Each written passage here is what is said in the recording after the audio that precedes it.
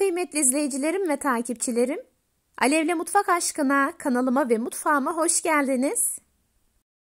Bugün de sizler için özellikle kış aylarında çok sık yaptığım nefis bir çorba tarifi hazırladım. Sizleri daha fazla bekletmeden hemen tarifime geçiyorum. Hepinize iyi seyirler.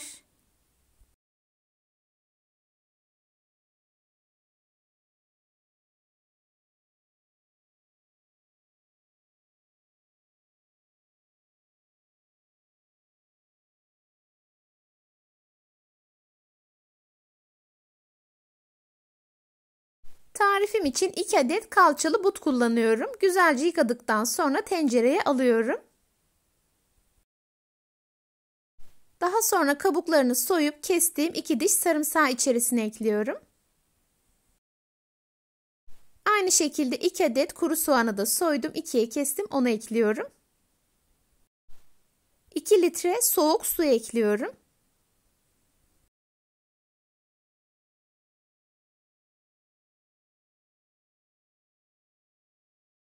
Son olarak 1 tatlı kaşığı tuzu da ekledikten sonra tencerenin kapağını kapatıyorum ve yüksek ateşte kaynamaya bırakıyorum. Tavuklar kaynamaya başladı. Üzerinde bu şekilde köpük oluşacaktır. Köpükleri bir kaşık yardımıyla alıyoruz.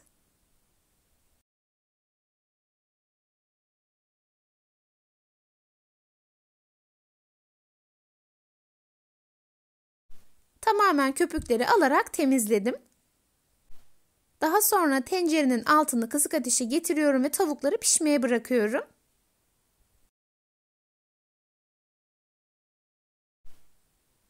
Yarım saatin sonunda tavukları kontrol ettiğimde gayet güzel pişmişti.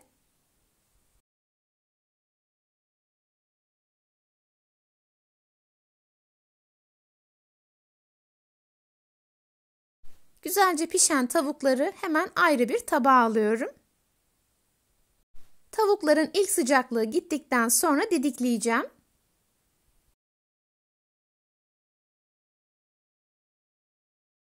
Son olarak da tavuğun suyunu süzüyorum. Bu içerisindeki soğanı ve sarımsağı çorbaya eklemeyeceğim. Onu ayrıyetten tüketiyorum.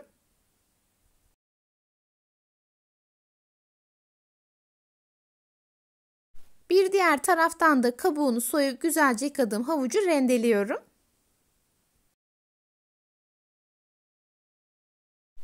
Gördüğünüz gibi havucu rendeleyerek hazırladım. Aynı tencereye 1 yemek kaşığı dolusu tereyağını alıyorum.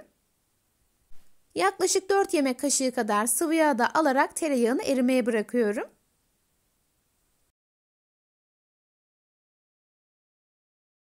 Kısık ateşte tereyağı eridikten sonra rendelediğim havucu ekliyorum ve biraz kavuruyorum.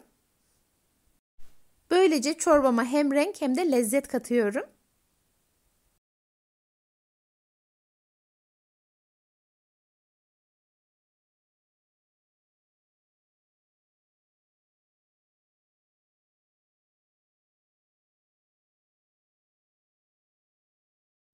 Havuçları karıştırarak 1-2 dakika boyunca kavurdum.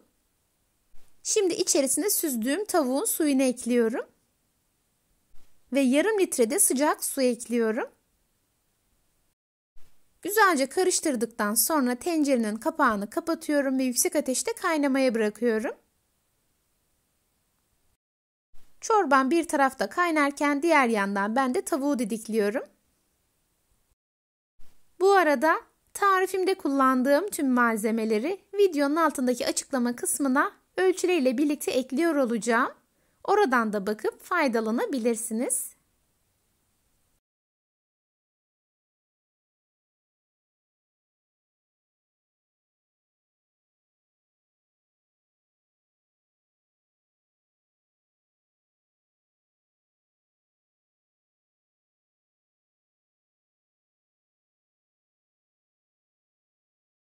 Tavuklarımı hazırladım. Diğer bir taraftan da çorbam kaynamaya başladı. Tavukların tamamını çorbaya ekliyorum.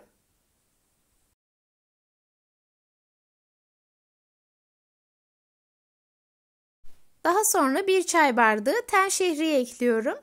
Tarifimde kullandığım çay bardağı ölçüsü 125 mililitre.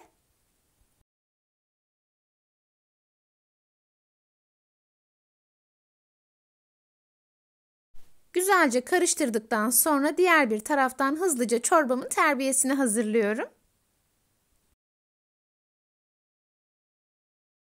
Çorbamın terbiyesi için ayrı bir kaseye 2 yemek kaşığı dolusu süzme yoğurdu alıyorum.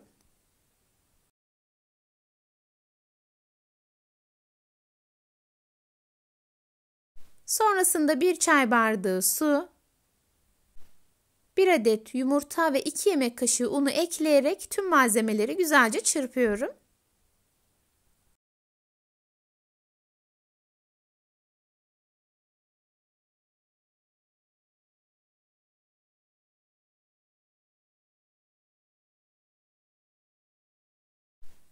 İçerisinde hiç topaklanma olmayana kadar çırpmaya devam ediyorum. Şimdi hazırladığım terbiyeye yavaş yavaş çorbanın suyundan koyuyorum. Tabii ki bir diğer taraftan da güzelce çırpıyorum ki içerisinde kesilmeler olmasın. Sizlere de tavsiyem lütfen aynı bu şekilde yapın. Böylelikle çorbanızda kesilmeler olmayacak.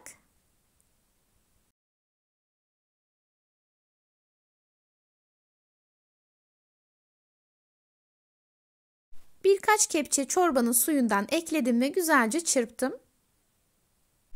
Şimdi bu hazırladığım terbiyeyi yavaş yavaş çorbama ekliyorum. Aynı zamanda karıştırmaya devam ediyorum.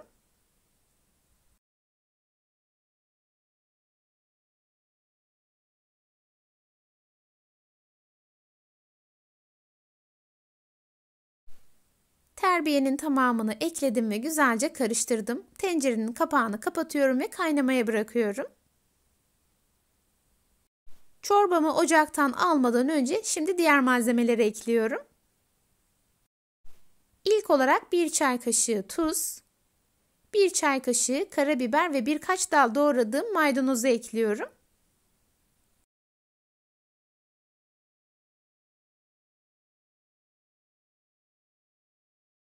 Çorbam için gerekli tüm malzemeleri tencereye koydum. Güzelce karıştırdıktan sonra çorbamı bir taşım kaynatıyorum ve ocaktan alıyorum.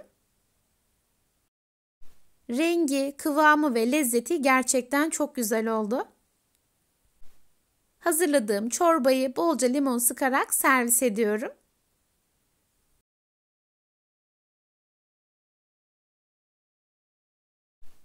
Şifa deposu bu çorbamı sizler de denediğinizde eminim çok beğeneceksiniz.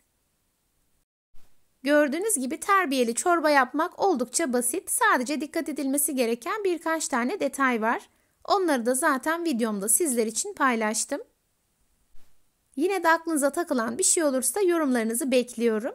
Gördüğüm an o güzel yorumlarınıza hemen dönüş sağlayacağım. Çorbamı kaseye koyduktan sonra bolca limon sıkıyorum. Son olarak biraz da pul biber serpiyorum.